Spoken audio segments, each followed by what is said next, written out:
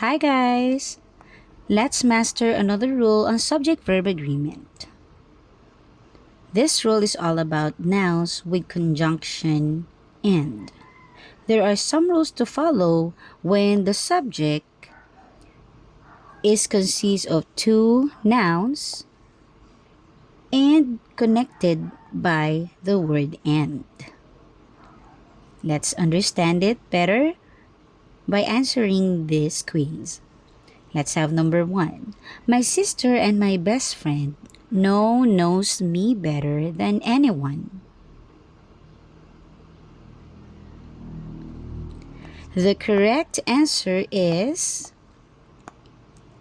no, without S.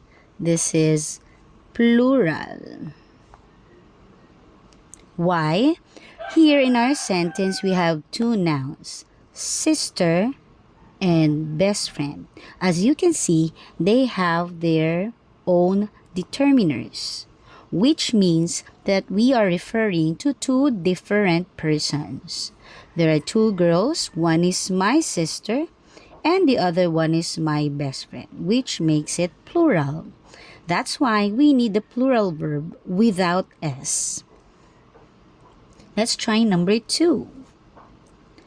My sister and best friend knows me better than anyone.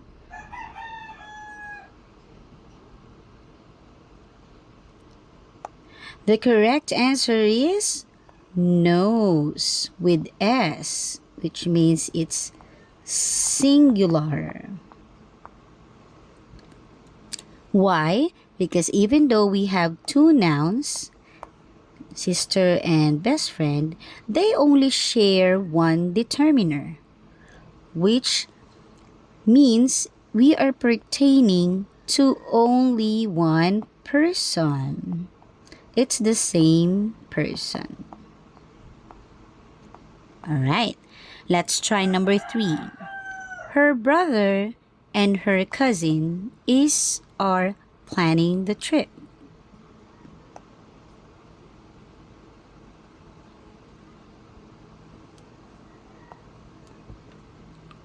The correct answer is correct. It's are. Again, the rule is if your nouns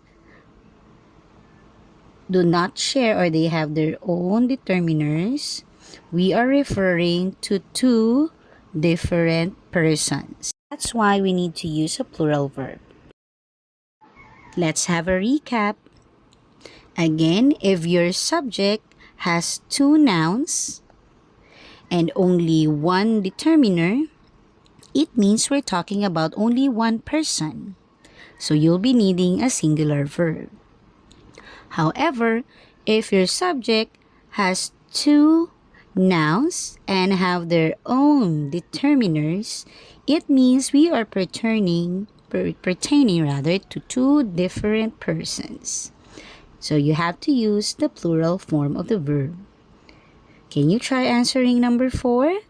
The school owner and principal is or are attending the meeting.